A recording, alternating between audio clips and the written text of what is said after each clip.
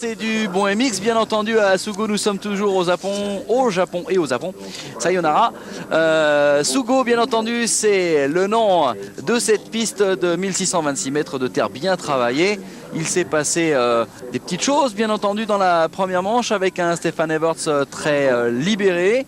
Il fait 28 degrés au Japon, 19% d'humidité. Nous allons retrouver, bien sûr, les hommes de cette catégorie MX1 avec du pain sur la planche, bien entendu, puisqu'il va s'agir pour tout le reste du pack d'aller chasser l'ogre Stefan Everts, qui est un petit peu au-dessus du lot, il faut le dire. Il a tué le suspense tout à l'heure en s'imposant avec plus de 20 secondes d'avance sur ses poursuivants. Enfin, il avait 23 secondes avant d'entamer le dernier tour, il a un petit peu assuré.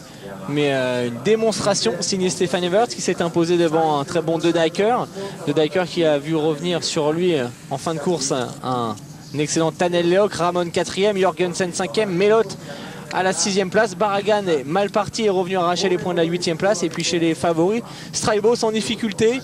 Lui aussi a loupé son envolée, seulement en 12e. L'officiel Suzuki nous doit une revanche sur un circuit qui a séché, qui est de plus en plus troué.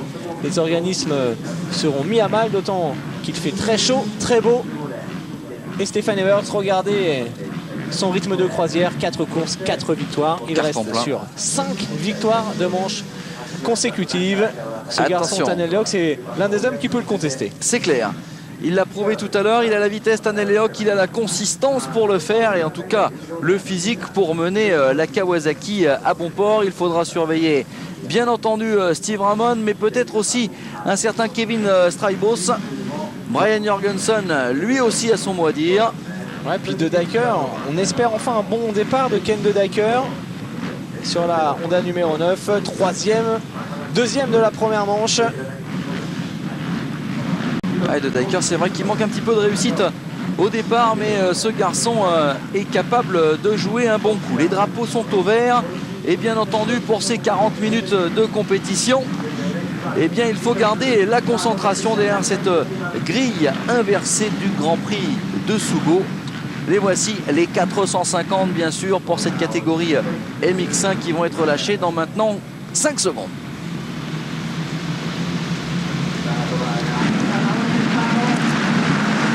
Allez, c'est parti. La dernière manche de la journée avec le hot shot pour...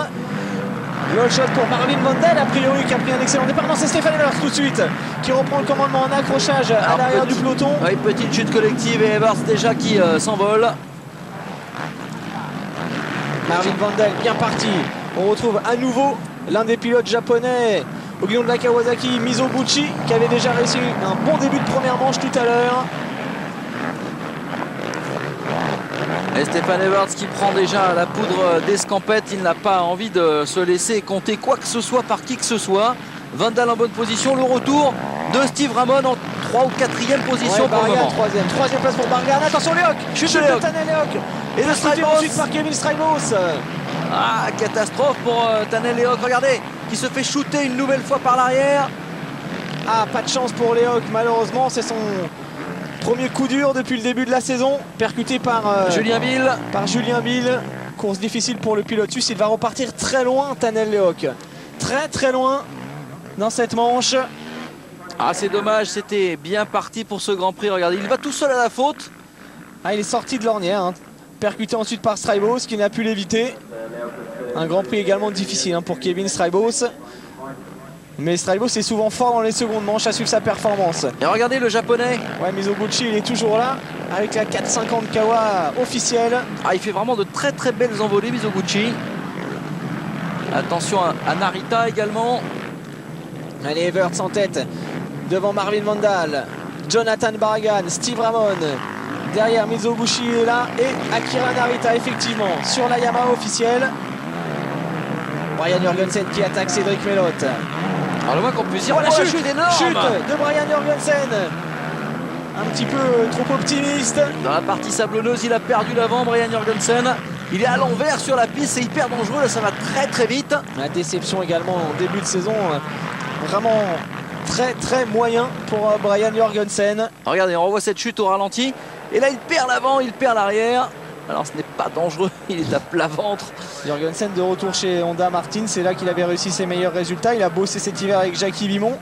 Le physique, malheureusement, il connaît vraiment un début d'année difficile. Un petit clin d'œil à Jackie Vimon, premier champion du monde de l'histoire du motocross. Ça fait 20 ans, c'est l'anniversaire du titre de Jackie cette année, 86-2006. Donc un grand salut à lui qui a ouvert la voie à tous les autres pilotes français et une carrière qui sera saluée dans le prochain numéro de Moto Verte avec un article consacré à ce champion d'exception.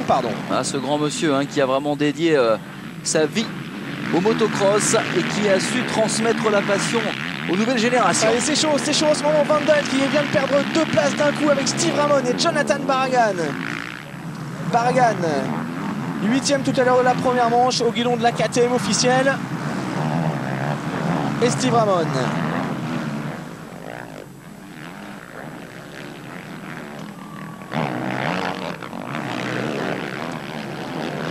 Allez, Barragan, Ramon. Steve Ramon, un peu mieux que tout à l'heure. Toujours un bon début de course d'Akira Narita derrière avec la Yamaha officielle. Allez, ça enchaîne vraiment bien dans les parties. Narita qui se lance vraiment. L'attaque de Ramon. Attaque de Ramon à nouveau sur Jonathan Barragan. En tout cas, Jean-Christophe, les Japonais qui se comportent beaucoup mieux en catégorie MX5 qu'en MX2. Il y a du niveau au Japon dans cette catégorie. Ouais, Narita est rapide, Mizoguchi également. Alors Akira Narita dispute-t-il cette course avec la Yamaha 450 YZF aperçue en championnat japonais l'année dernière? C'est fort possible. Une machine dotée d'une injection. En revanche, a priori, le futur modèle 2007 ne sera dépourvu de ce système. Il faudra attendre encore un petit peu plus longtemps. En tout cas, c'est un test grandeur nature fabuleux pour les Japonais. Et alors Everts qui continue d'aligner les meilleurs chronos. Stéphane Everts qui file tout droit vers une 6e victoire de manche consécutive. Derrière Melotte à la bagarre. Le voilà, Cédric Melotte ici sur les talons de Garcia Vico. Et Tanel Leok qui a commencé une remontée fantastique, parti très très loin. Ouais, De Dijker également mal parti, un peu moins en vue que tout à l'heure.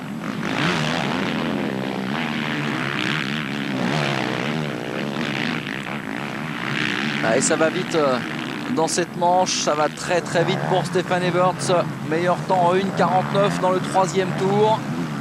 C'est l'homme le plus rapide en piste. Ouais, et puis de loin. De très très loin. Lorsqu'on regarde les chronos derrière, Ramon, 1,51, 930, c'est 2 secondes. Il est 2 secondes plus rapide que tout le monde quasiment. C'est vraiment difficile pour ces poursuivants directs d'aller chercher Stéphane à la régulière. S'il ne commet pas de faute, j'ai du mal à voir qui va pouvoir aller le chercher. Tant que cette piste est suffisamment technique et rapide pour permettre à tout le monde de s'exprimer, mais c'est là où évidemment Everts fait un travail fabuleux. 29 minutes et 2 tours pour aller au bout de l'aventure. Pour l'instant, ça va plutôt pas mal. Melotte en bagarre avec Barragan, avec Vandal qui revient. Et Garcia Vico menacé toujours par le coéquipier de Stéphane Everts. Et Narita toujours en 4e position, qui fait du beau travail pour l'équipe du Soleil Levant. De Dijker 9e, Strybos 15e, toujours pas de trace de Tanel Leok. Très très loin, Tanel Leok. Allez, Melotte, toujours à la lutte ici avec Marvin Vandal.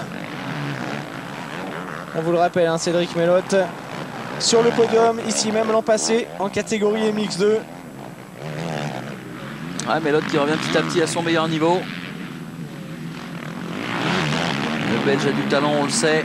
Revenu cette année en catégorie MX1. Il a très certainement faim. C'est le 2e homme du team Yamaha Rinaldi. Il pourrait peut-être dès l'année prochaine devenir le 1er homme de ce team. Le team Yamaha Rinaldi, on parlait de reconversion, qui a d'ailleurs proposé quelque chose à Stefan Everts. On ne sait pas exactement quoi, mais forcément chez Yamaha, on aimerait garder Stefan Everts à la maison. Pour jouer quel rôle, on reparlera de ça un petit peu plus tard. Ah, franchement, Jean-Christophe, je m'y fais pas à la retraite de Stefan Everts, moi. Ah, quelque part, c'est grand ce qu'il est en train de réaliser, car rares sont les, quels que soient les sportifs qui quittent leur discipline au sommet, au plus haut niveau. C'est pas facile. Stefan Everts va le faire, Ricky Carmichael également. Ce sont vraiment d'immenses champions. Ah, la vie ne s'arrête pas pour autant, hein. Il est clair que leur chemin va recroiser celui de la passion de la moto. Mais à quel endroit, dans quelles conditions, eh bien pour l'instant, on ne le sait pas. En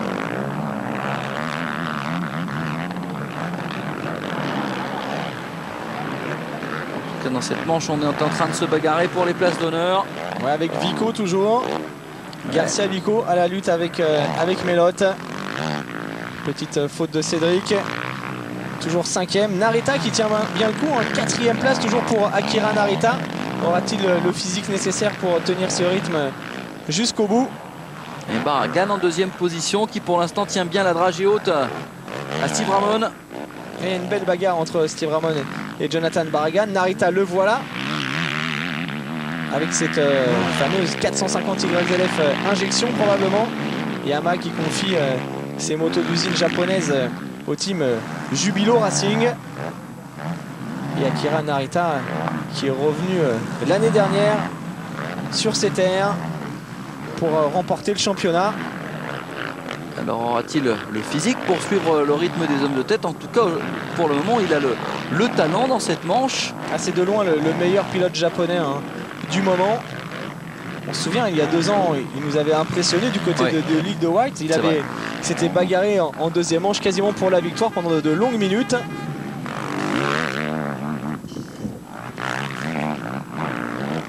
Et il est toujours là, Akira Narita. Peut-être bientôt menacé par Cédric Melotte.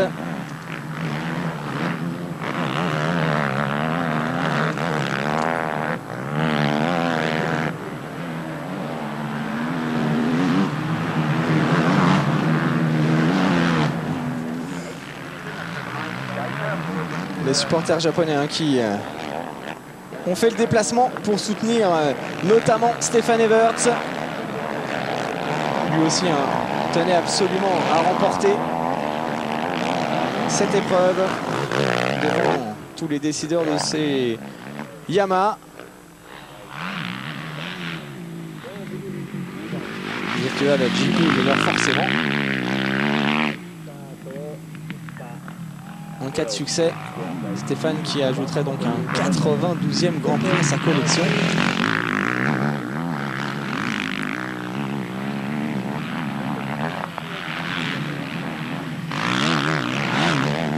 Et l'écart qui se creuse toujours sur Jonathan Barragan à la 2e place. Ah, ça se passe nettement mieux pour le jeune pilote KTM. Avec un meilleur départ, c'est forcément plus facile. Il est 2e. Alors Barragan désormais seul garçon sous le haut vent du team KTM officiel. Il y a forcément un petit peu de pression. Tous les regards sont concentrés sur lui. On teste beaucoup la moto.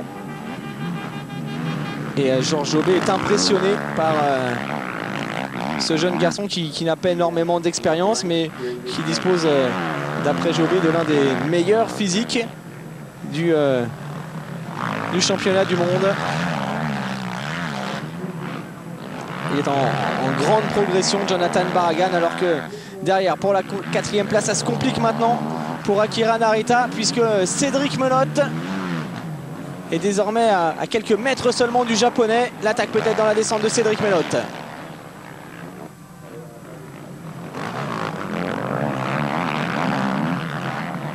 Allez, le pilote belge qui a essayé de doubler Narita. Chute en revanche pour Garcia Vico, l'Espagnol, qui était pourtant dans le coup pour réussir peut-être son plus beau Grand Prix de l'année.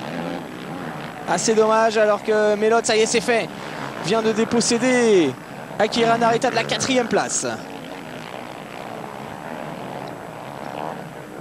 La belle course hein, d'ensemble pour Cédric Melotte. 6e tout à l'heure, la grande forme revient pour le pilote belge.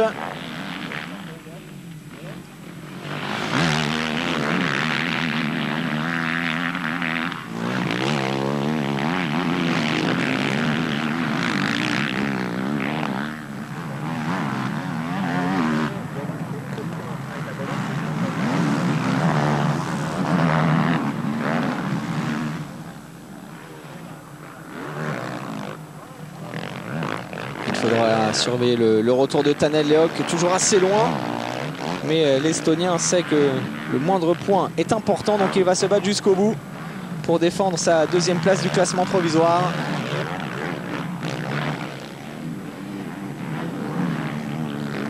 Oh, attention à Kira Narita qui a commis une petite faute. Le Ken de Dijker également moins en vue que tout à l'heure. On a aperçu Manuel Priem, notamment Marvin Vandal. Voilà les deux garçons. Deux pilotes belges. Et Marvin Vandal qui se rappelle au bon souvenir. Le voilà. Qui est bien parti pour lui aussi réussir sa meilleure perf de l'année.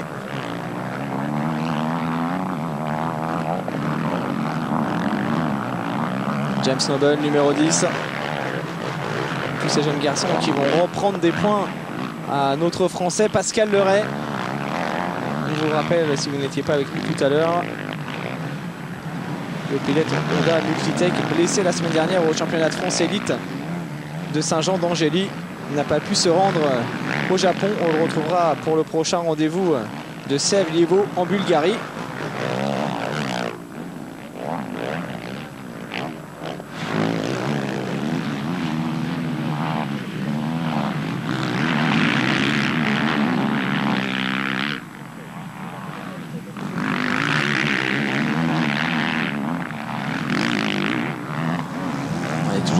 Avec Marvin Vandal.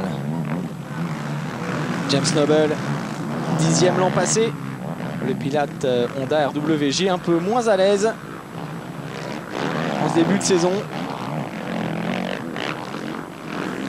Et qui est arrivé ici au Japon en 16e place du classement provisoire seulement.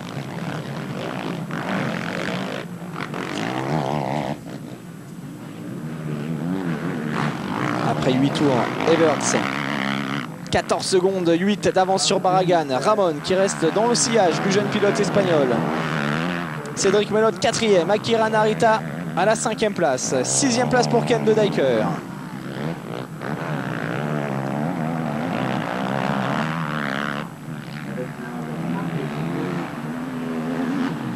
De Dijker et Barragan qui sont les mieux placés en ce moment pour rejoindre Stefan Everts sur le podium. Strybos, après sa chute, est bien revenu. Il occupe la 10e place en ce moment avec des chronos très intéressants de la part de Kevin Strybos. Il a peut-être un coup à jouer dans cette manche. Le protégé de Sylvain Guébours.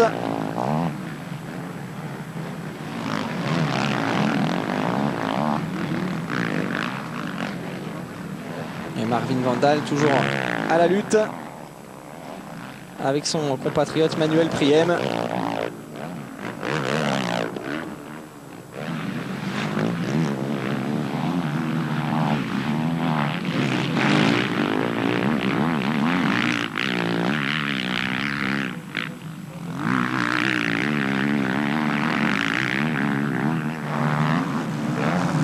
De son côté, Everts, comme il le dit lui-même, a branché le cruise control maintenant.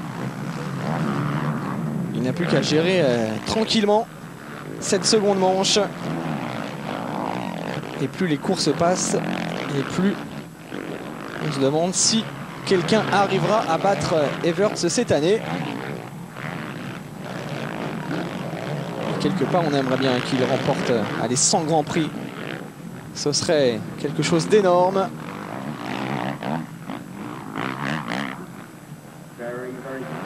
Et c'est tout à fait jouable pour Stéphane. D'autant qu'il y a quelques courses qui arrivent au programme qui devraient plutôt le satisfaire. On pense notamment à la course de Namur, à l'épreuve de l'Europe.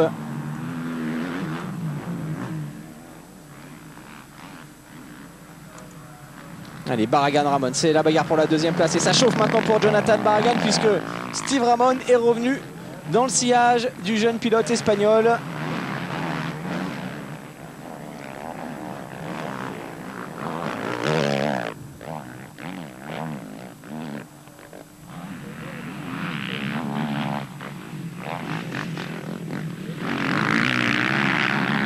La KTM numéro 7 qui ne cesse de progresser en termes de performance. On est presque étonné hein, chez KTM de la réussite de cette machine. À l'attaque de Ramon, c'est passé Steve Ramon. La réplique peut-être de Jonathan Barragan avec des trajectoires différentes et c'est bon pour le pilote Suzuki. Steve Ramon qui s'empare de la deuxième place. On est satisfait dans le clan Suzuki-Geburts.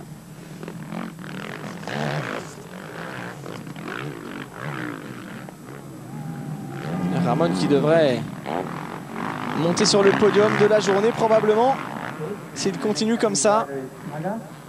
Il avait nettement baissé de rythme tout à l'heure. On le sent mieux dans cette deuxième manche. L'ancien champion du monde 125 Steve Ramon. Après de nombreuses saisons passées chez KTM, il a décidé de rejoindre le clan Suzuki pour remplacer le vétéran Joel Smets. La 450 RMZ officielle de Steve Ramon, une moto championne de Supercross aux US avec Ricky Carmichael. Everts Ramon, 20 secondes d'écart quand même entre les deux hommes. Strybos qui continue sa remontée, le coéquipier de Steve Ramon, il est 10e. Kevin Strybos, mais pas très loin de ses adversaires. Il peut encore espérer revenir. Jonathan Barragan qui est désormais bien campé à la 3e place.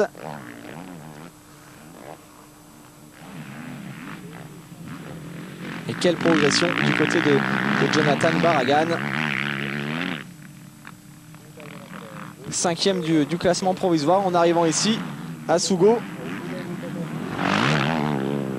Son objectif c'est de terminer dans le top 5.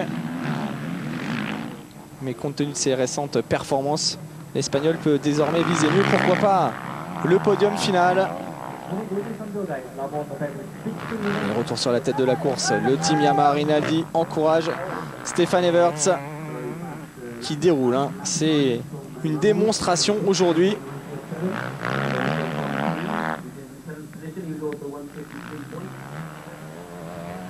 Regardez les écarts derrière, c'est assez énorme.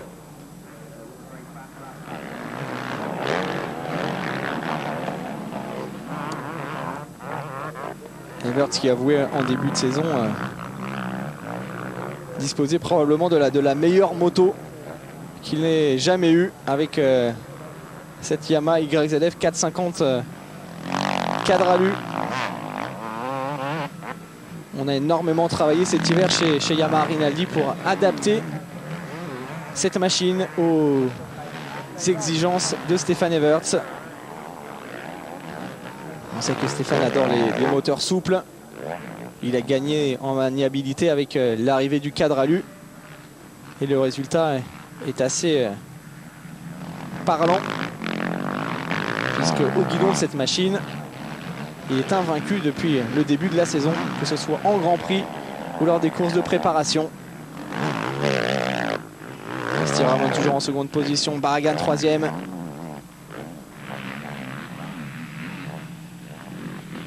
Et tous ces garçons qui, l'an prochain, seront des clients pour jouer la couronne mondiale.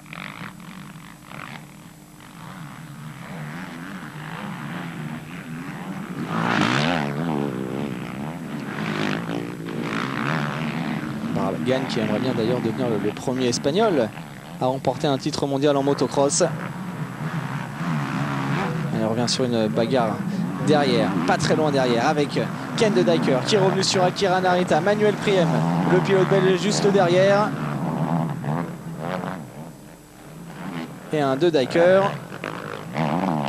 qui doit marquer des bons points ici face à Akira Narita. De Dyker qui s'est emparé de la 3e place du classement provisoire après une très belle première manche. Et il revient un très bel intérieur pour se débarrasser du japonais et les deux hommes qui sont sur les talons de Cédric Melotte.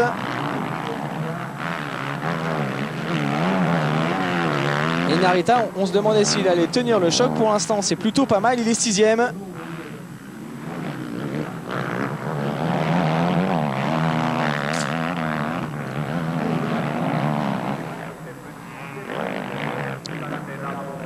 Regardez cette belle trace à l'extérieur. Il ressort très vite.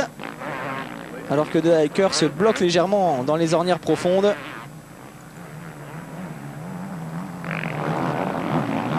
Narita. Akira Narita qui a commis une petite faute malheureusement. Dans la foulée, il a perdu du terrain. Manuel Priem en a profité. Les deux hommes sont au coude à coude, attention.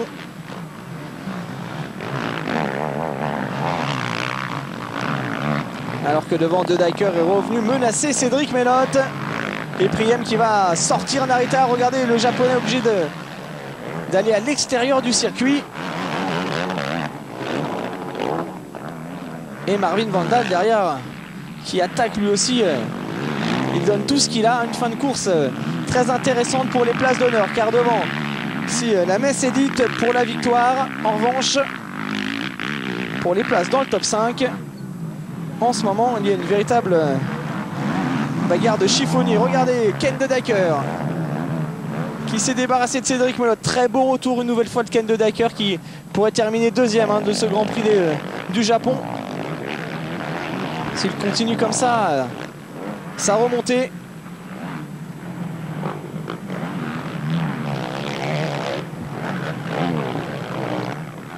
Belle course également de Manuel Priem là-bas derrière avec la Yamaha numéro 36.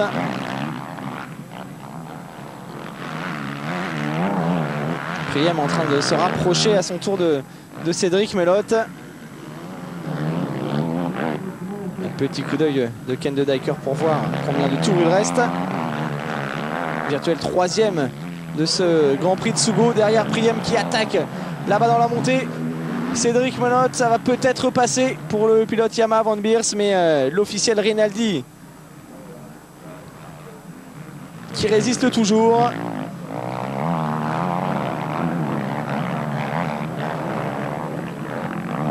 À nouveau Manuel Priem là-bas à l'extérieur.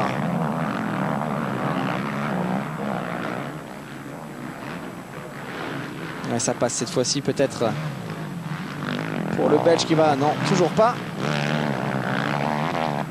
Il circule de plus en plus défoncé. Cette fois-ci, c'est bon. Très belle attaque. Signé Manuel Priem qui se débarrasse de Cédric Melotte. Devant toujours Ken De Dyker. Le retour de Kevin Strijbos. Auteur d'un comeback assez hallucinant. Strijbos, on vous le rappelle, il a chuté en début de course, il a percuté Tanel Lehoc. Et il est là, bientôt, quasiment en position d'attaquer Melotte.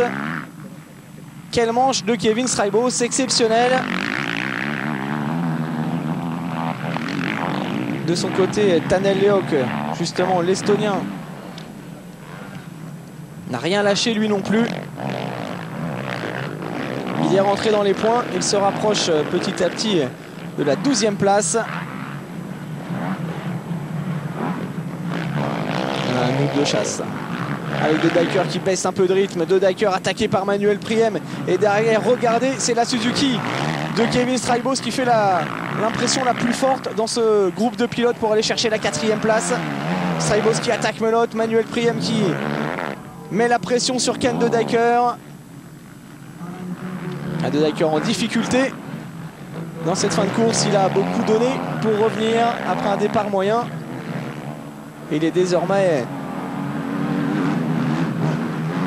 menacé par Priem. 14 tours. Il en reste encore 7 à parcourir. Devant, Everts se balade avec quasiment 25 secondes d'avance sur Steve Ramon. En revanche, pour ce groupe de chasse, 4 hommes à la bagarre. Avec peut-être l'avantage à Priem là-bas qui change de trajectoire. Melotte est là, retour de Marvin Vandal. Et Straibos a priori qui a trouvé l'ouverture sur Cédric Melotte. C'est passé peut-être dans la foulée. Il va attaquer maintenant. Priem et De Dijker. Vandal se rapproche. Ils sont désormais 5 avec Melotte qui perd petit à petit de contact. Petite baisse sûrement physique en ce moment de Cédric Melotte, toujours gêné par son poignet. Et Straibos qui fait le forcing. Kevin Straibos à l'intérieur. Freinage du pilote Suzuki qui passe Manuel Priem. Straibos qui pourrait terminer dans le top 5 de cette première manche après sa chute du premier tour.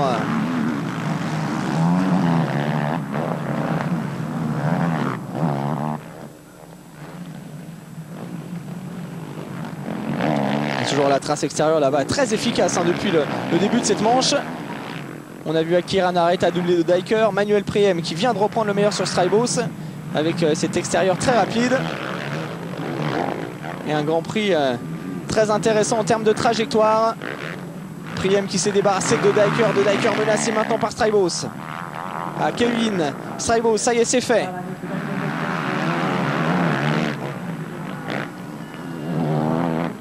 Et il veut se racheter, Kevin Straibos, après sa première manche décevante.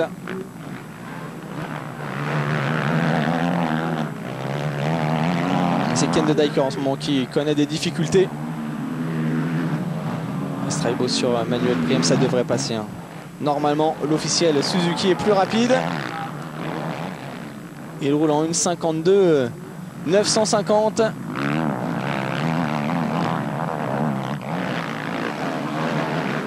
Pour les 3 premiers, ça n'a pas bougé. Everts, Ramon Barragan. En revanche, pour cette 4e place, rien n'est fait.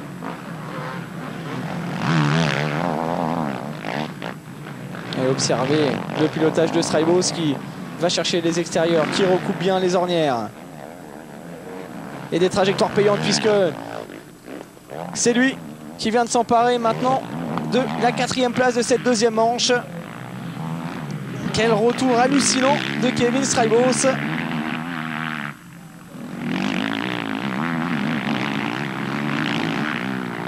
Everts, Ramon Barragan, Straibos. Dans le clan Suzuki, on semble satisfait.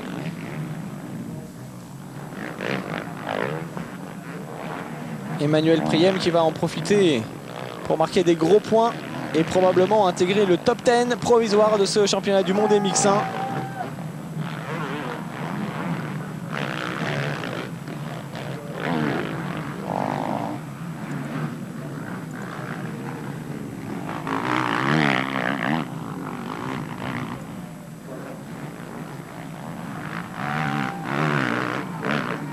Encore une fois, on peut vraiment déplorer l'absence du Français Pascal Leray qui aurait eu un bon coup à jouer aujourd'hui en marquant des gros points.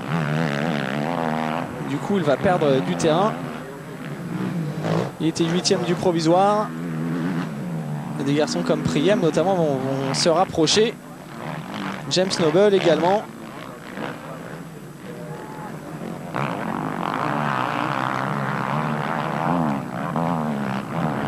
En revanche, la fin de course est difficile pour Cédric Melotte, qui sur ce circuit est désormais truffé d'ornières, de trous, a du mal physiquement. On se dirige tout droit vers un podium. Stéphane Everts, Steve Ramon et Ken De Dijker, un triplé belge avec 3 constructeurs différents, Yamaha, Suzuki et Honda.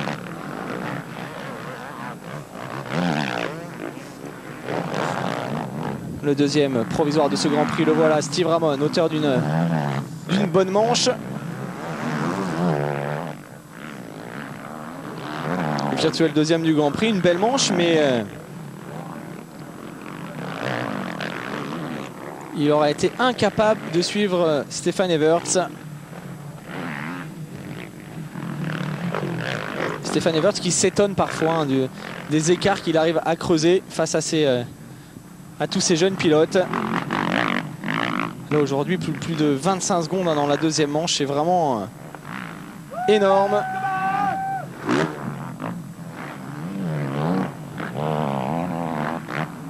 2 minutes 45 plus de tours. Et nous arriverons au terme de ce Grand Prix du Japon, 5e round de la saison.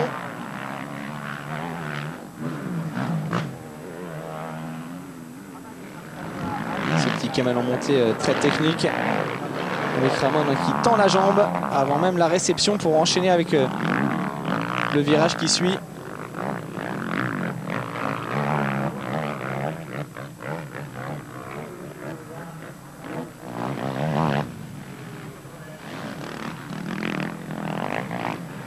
C'est vraiment qui aura connu 3 usines jusqu'à présent.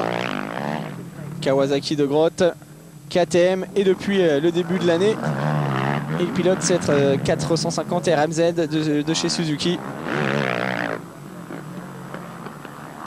Stefan Everts lui aussi est passé par plusieurs constructeurs. Suzuki à ses débuts, il a rejoint ensuite Kawasaki. Il est devenu pilote Honda. Il a disputé une saison chez Husqvarna en 500 cm3 avec une grosse blessure à la clé. Et puis ensuite, la signature chez Yamaha avec le retour au plus haut niveau et les titres qui se sont accumulés. Là, on a parfois tendance à l'oublier, mais Stefan Everts a connu des moments de creux également dans sa carrière. Après avoir dominé les Grands Prix 250. Une très grave blessure au genou contractée au cross de Beaucaire. Il était revenu en fin de saison en gagnant des Grands Prix, mais le titre était revenu à Frédéric Bollet cette année-là. Et puis la saison suivante, signature chez Husqvarna et à nouveau une grosse fracture à l'avant-bras avec pas mal de complications. On ne l'avait quasiment pas vu de l'année. Il a su se remettre de ses coups durs pour redevenir encore plus fort.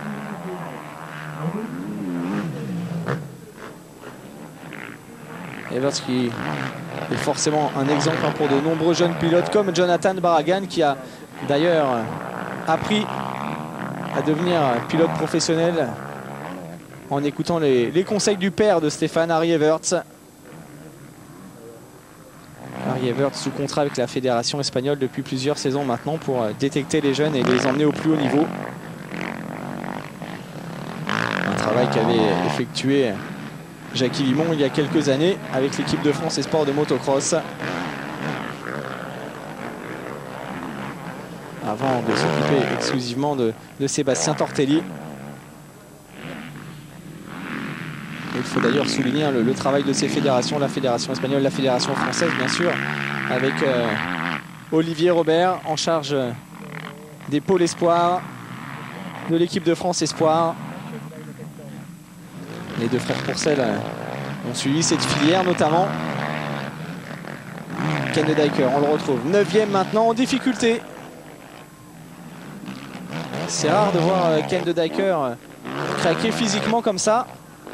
Mais en occupant cette 9e place, elle lui assure quand même de monter sur le podium de ce Grand Prix du Japon. En 3e position, derrière Everts et Steve Ramon. Et quoi qu'il arrive, un Grand Prix intéressant en termes de points pour Ken de Dyker, puisqu'il s'est emparé de la 3e place du provisoire en débordant Kevin Strybos.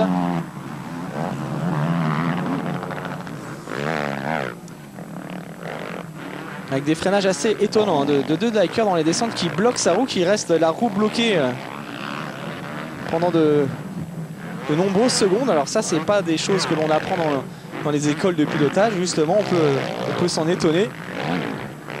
Vous pourrez faire attention dans le tour suivant, dans la descente, il bloque le frein arrière, il reste bloqué jusqu'en bas. Un beau dérapage, mais bon, malgré tout,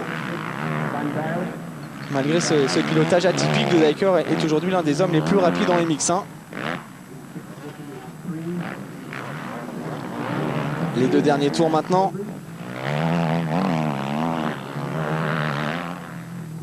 Deux tours pour Everts. Déjà vainqueur ici même l'année dernière.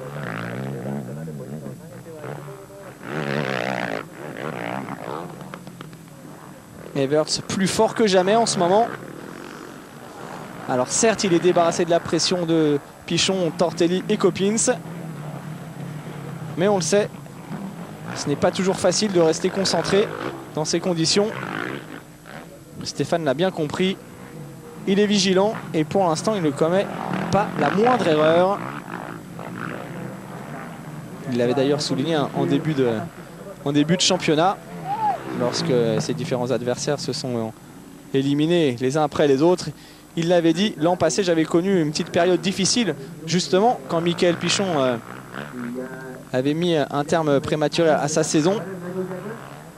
Après le Grand Prix d'Italie, Stéphane s'était retrouvé alors facilement en tête et puis il s'était déconcentré. Ben Tonley en avait profité pour gagner quelques Grands Prix. Ensuite, c'est Josh Coppins qui était monté en pression. On se rappelle notamment de l'erreur de Stefan Everts au Grand Prix d'Afrique du Sud, qui avait salué les spectateurs dans le dernier tour en chutant alors qu'il avait les courses gagnées. Toutes ces erreurs, il les a analysées, Stefan Everts. Il sait qu'il doit rester concentré au maximum. Et le résultat, aujourd'hui, il est là avec une domination. Peut-être la plus grosse domination depuis l'ouverture de la saison à Tuchenthal. Strybos avait inquiété en première manche, Tanel Lehoc dans la seconde. Cette fois-ci, personne n'aura été en mesure de suivre, ne serait-ce que quelques tours, le rythme du champion du monde en titre. Stefan Everts au-dessus de la mêlée et largement ici à Sugo, devant ses employeurs. Quelle démonstration! Avec cette nouvelle machine. Il y a un petit point technique pour la première fois de sa carrière. Stefan Everts qui a décidé de rouler avec un guidon sans barre. Une moto que l'on avait découvert dans l'émission moto, justement sur AB Moteur, avec une partie de cadre arrière et boîtier de filtre tout en carbone. Une pièce mise au point et utilisée notamment l'an passé sur la 250 YZF d'Antonio Cheroli. Allez, on revient sur Steve Ramon maintenant, qui en termine lui aussi deuxième de cette manche, deuxième du Grand Prix. Bon résultat d'ensemble pour l'officiel Suzuki. Steve Ramon qui va se replacer dans la course au podium final, c'est fait. Victoire impeccable, imparable de Stefan Everts sous les yeux de Michele Rinaldi.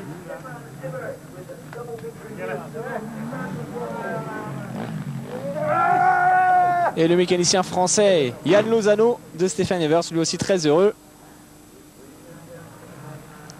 Alors chez Yamaha, il y a Valentino Rossi en MotoGP, Stefan Everts en MX1.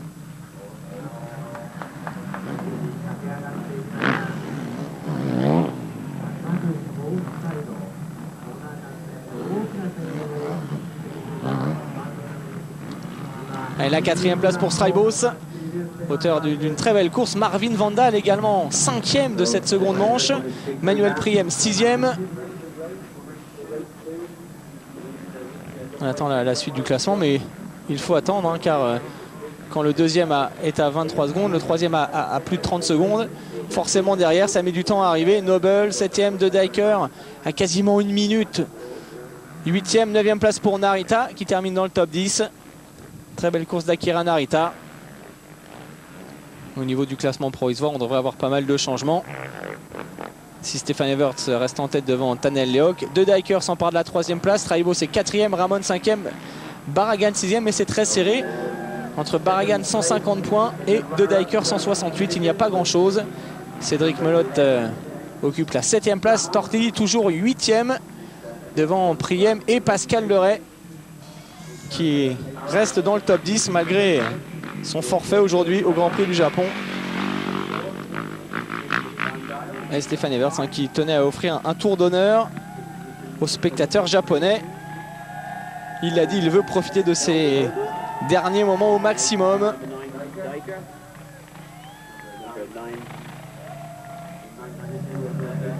Et aujourd'hui il est sur les terres de Yamaha, donc c'est normal.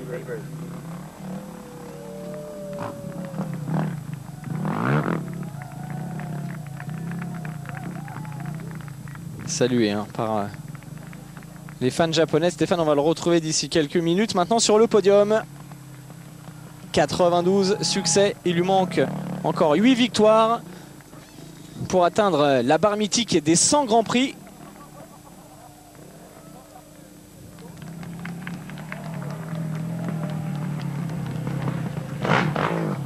Et ce tour d'honneur, c'était pas vraiment prévu dans le protocole, mais c'est pas grave. Il avait déjà tenu à saluer tous ses supporters belges lors de l'ouverture de Zolder.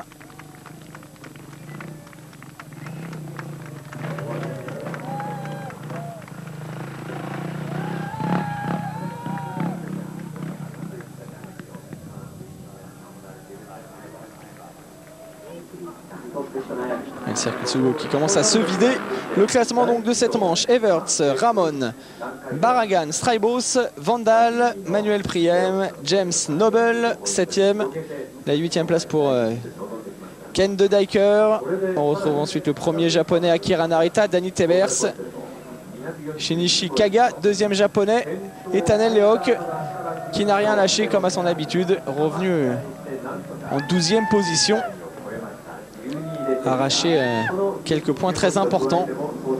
Tanello qui va conserver sa 2e place du classement provisoire.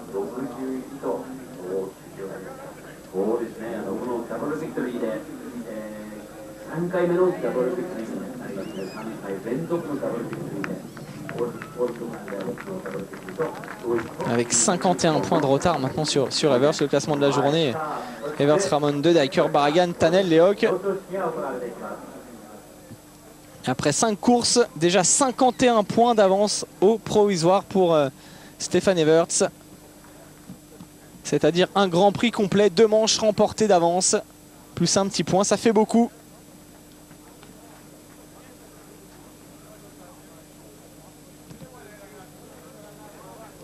On a hâte d'écouter la réaction de Stéphane d'ici quelques secondes. Le temps de monter sur le podium, de recevoir sa coupe et ensuite de passer par la case interview.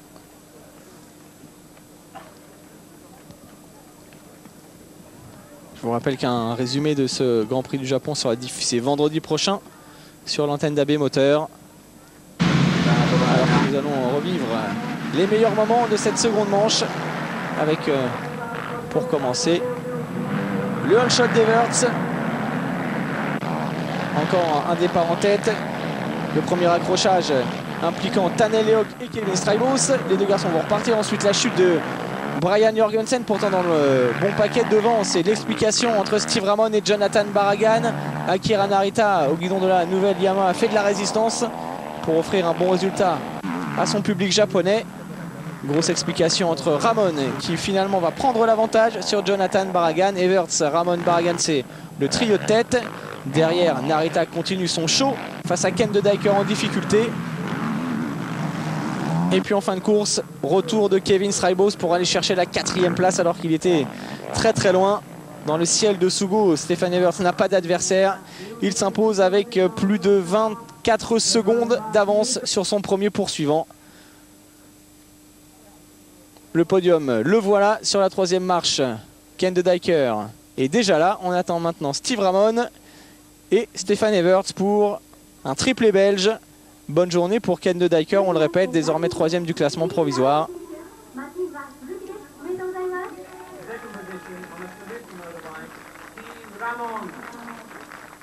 Et voilà Steve Ramon, meilleure perle de la saison pour lui.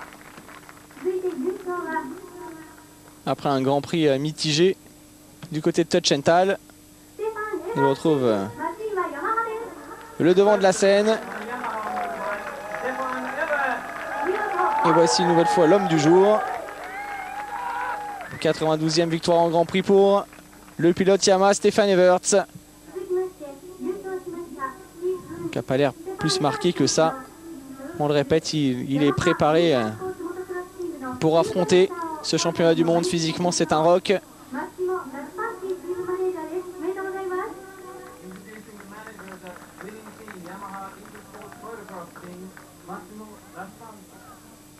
On accueille maintenant le manager du team Yamaha, Rinaldi. Lui aussi habitué des podiums depuis le début de la saison. Et doublé Yamaha sur ce Grand Prix du Japon. Victoire en MX2 pour Billy Mackenzie, victoire en MX1 pour Stefan Everts, comme l'an passé.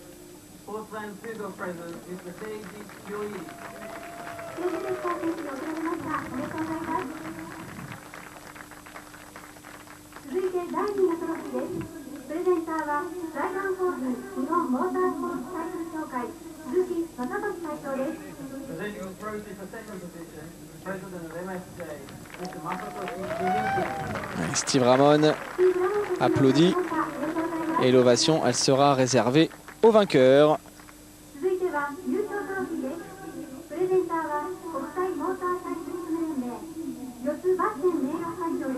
Voici donc la coupe pour Stefan Everts. Dans la foulée, la plaque rouge de leader.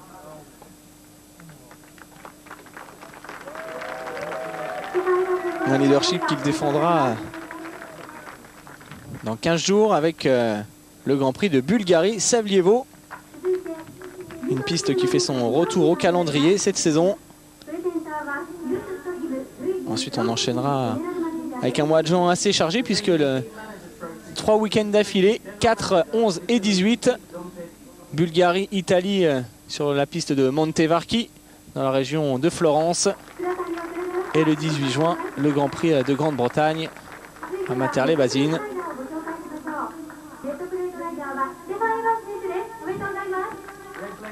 Trois Grands Prix très importants pour le MX1 mais également pour le MX2 car si vous étiez avec nous tout à l'heure, vous l'avez sans doute vu.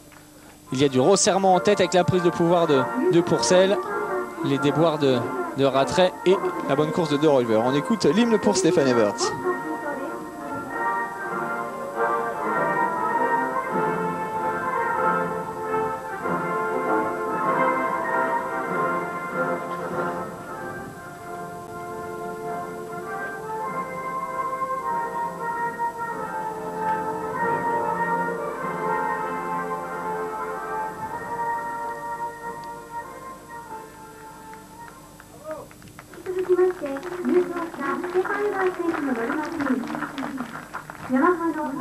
Et l'hymne maintenant pour la 450 YZF du champion du monde.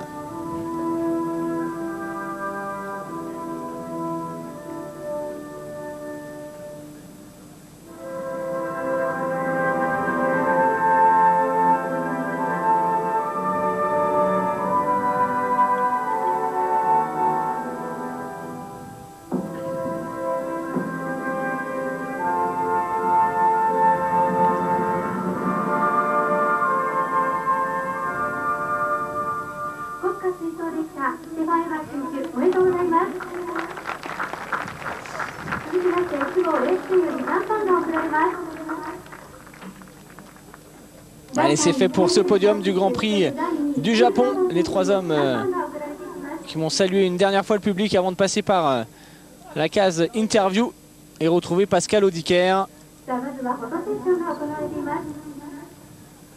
Les trois Belges ont le sourire forcément.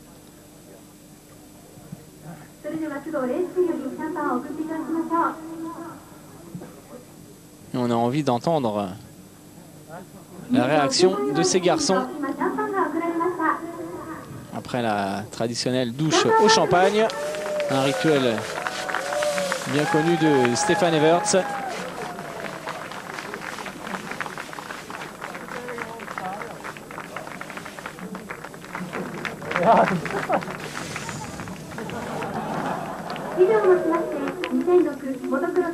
À tous ces moments, il l'a dit, il l'a répété, il faut en profiter le plus possible.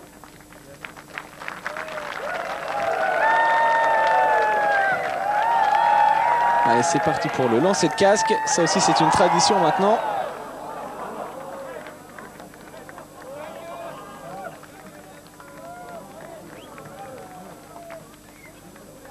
À la famille, avec Kelly et le petit Liam, qui va tenter de prendre la succession, hein. Après Harry, après Stéphane, peut-être des victoires de Liam Everts d'ici quelques années. Allez, la pause avec la plaque rouge de leader et on attend Stéphane maintenant pour conclure ce Grand Prix japonais avec la réaction de son vainqueur.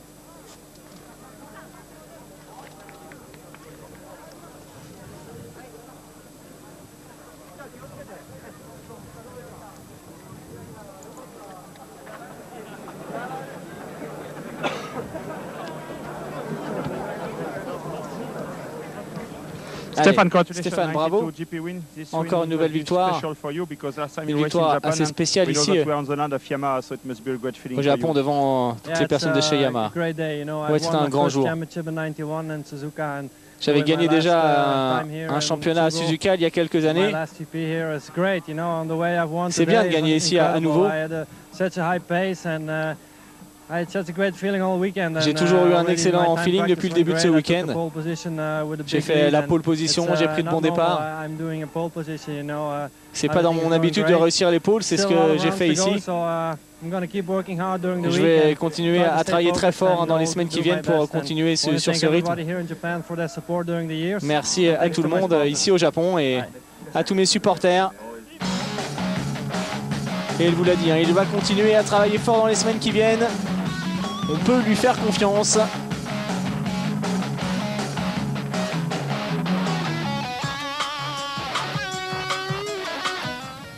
Steve, congratulations. Steve, bravo, une deuxième place ici au Japon. Dans la première manche, c'était un peu difficile. C'était mieux dans la seconde. Oui, dans la première, effectivement, j'ai eu un petit souci. J'étais mieux dans la seconde. Je pense que je peux en faire encore mieux, mais c'est bien de terminer sur le podium. Si je peux faire ça sur toutes les courses qui restent, je serai plutôt satisfait. C'est bien pour Suzuki. Voilà, Steve Ramon, deuxième de ce Grand Prix du Japon MX1.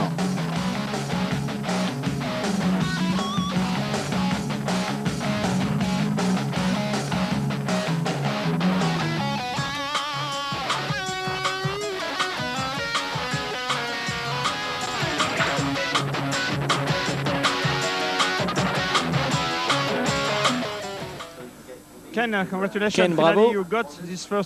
Ça y est, vous êtes sur le podium pour la première fois de votre carrière. Mais c'était très important pour vous. Oui, dans la deuxième manche, c'était plus difficile pour moi. J'ai chuté hier, en fait, lors des essais, je me suis légèrement blessé. Donc c'était très dur pour moi de tenir tout le week-end. J'avais vraiment mal au bras. Mais c'est vraiment très très spécial pour moi aujourd'hui de réussir cette performance, surtout dans ces conditions. Ken de Dijker, désormais troisième du classement provisoire.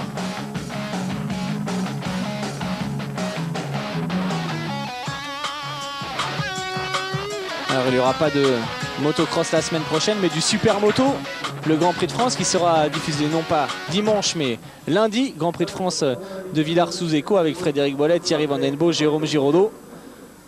Stéphane Ebert donc en tête du MX1 de 142 points. Il creuse l'écart sur Tanel Lehok de Dijker Saibos. Ramon et Barragan se tiennent en 18 points seulement de la 3e à la 6e place. Cédric Melotte, Sébastien Tortelli, que l'on ne verra plus malheureusement cette année, Manuel Priem et Pascal Leray complètent ce top 10.